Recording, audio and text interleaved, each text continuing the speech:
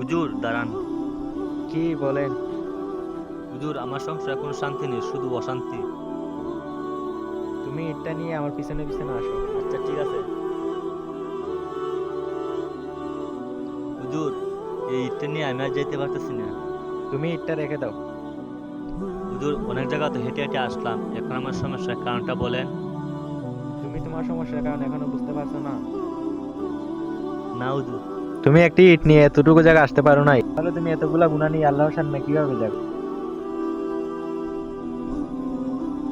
আমরা যদি নামাজ পড়ি আমাদের জীবনে সুখ শান্তি ফিরে আসবে। তাই আমরা প্রতিদিন 5 ওয়াক্ত নামাজ পড়বো। আসুন আমরা সবাই মিলে একসাথে 5 ওয়াক্ত নামাজ পড়ি। আর ভিডিওটি ভালো লাগলে অবশ্যই সাবস্ক্রাইব করে দেবেন। হুজুর দাঁড়ান। কি বলেন?